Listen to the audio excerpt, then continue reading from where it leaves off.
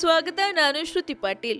ಪ್ರಥಮ್ ಒಳ್ಳೆ ಪ್ಲೇಯರ್, ಇಲ್ಲಿರುವ ಹಲವಾರು ಜನರಿಗಿಂತಲೂ ಪ್ರಥಮ್ ತುಂಬಾನೇ ಬೆಟರ್ ಎಂಬ ಗುಣಗಾನ ಕೇಳಿ ಬಂದಿದ್ದು ಇದೇ ಶಾಲಿನಿ ಕೀರ್ತ್ ಗ್ಯಾಂಗ್ ನಿಂದಲೇ. ನೆನ್ಪಿದ್ಯಾ ನಿಮ್ಗೆ?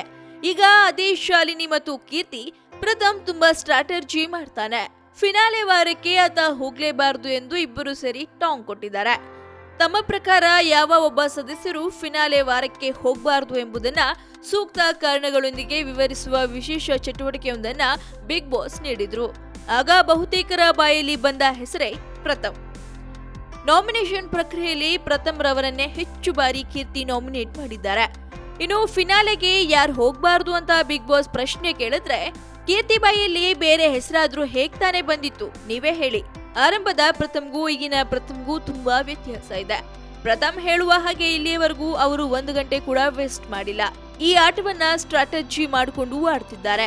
ನನ್ನ ಪ್ರಕಾರ ನಾವೆಲ್ಲ ನಾವಾಗಿದ್ಕೊಂಡು ಇಲ್ಲಿವರೆಗೂ ಬಂದ್ವಿ. ಪ್ರಥಮ್ ಸ್ಟ್ರಾಟಜಿ ಮಾಡಿಕೊಂಡು ಇಲ್ಲಿವರೆಗೂ ಬಂದಿದ್ದಾರೆ. ನನ್ನ ಪ್ರಕಾರ ಫಿನಾಲೆಗೆ ಈ ತರಹದ ಸ್ಟ್ರಾಟಜಿ ವರ್ಕ್ ಆಗಲ್ಲ. ವ್ಯಕ್ತಿ ಮತ್ತು ವ್ಯಕ್ತಿತ್ವ ಮಾತ್ರ ವರ್ಕ್ ಆಗುತ್ತೆ. ಹೀಗಾಗಿ ಪ್ರಥಮ್ ಫಿನಾಲೆಗೆ ಹೋಗಬಾರ್ದು ಅಂತ ಕೀರ್ತಿ ಹೇಳಿದ್ರು. ಒಬ್ಬರನ್ನ ಬೇರೆ ರೂಪದಲ್ಲಿ ತೋರಿಸಬೇಕು ಎನ್ನುವ ಪ್ರಯತ್ನ ಪ್ರಥಮ್ ಮಾಡ್ತಾರೆ. ಹೀಗಾಗಿ ಪ್ರಥಮ್ ಫಿನಾಲೆ ವಾರಕ್ಕೆ ಹೋಗಬಾರ್ದೆಂದು ಶಾಲಿನಿ ಕೂಡ ಹೇಳಿದ್ರು. ಫಿನಾಲೆಗೆ ಮಾಳವಿಕಾ ಹೋಗಬಾರ್ದು. ಕೆಲವು ಆಟಗಳಲ್ಲಿ ಸೋತಾಗ ಸ್ಪೋರ್ಟಿವ್ ಆಗಿ ತೆಗೆದುಕೊಳ್ಳೋದಿಲ್ಲ ಅಂತೂ ರೇಖಾ ಅವರು ಮಾಳಿಕಾ ಅವರಿಗೆ ಹೇಳ್ತಾರೆ. ನಾನಿರೋದೇ ಕನ್ನಿಂಗ್ ಅಂತ ಹೇಳಿಕೊಳ್ಳುವ ಏಕೈಕ ಹುಡುಗ ಅಂದ್ರೆ ಪ್ರಥಮ್. ಕನ್ನಿಂಗ್ ಅನ್ನೋದು ನೆಗೆಟಿವ್ ಅಲ್ಲ, ಪಾಸಿಟಿವ್ ಅಂತ ಅಂದ್ಕೊಂಡಿದ್ದಾನೆ. ಆಟ ಗೆಲ್ಬಹುದೇನೋ, ಆದ್ರೆ ಈ ಧೋರಣೆ ಇಟ್ಕೊಂಡು ಹೋಗ್ಬೇಕಾ, ಇದು ಬೇಡ ಅಂತ ನನಗೆ ಅನ್ಸುತ್ತೆ ಅಂತ ಮಾಳ್ವಿಕ್ ಅವರು ಪ್ರಥಮ್ಗೆ ಹೇಳ್ತಾರೆ.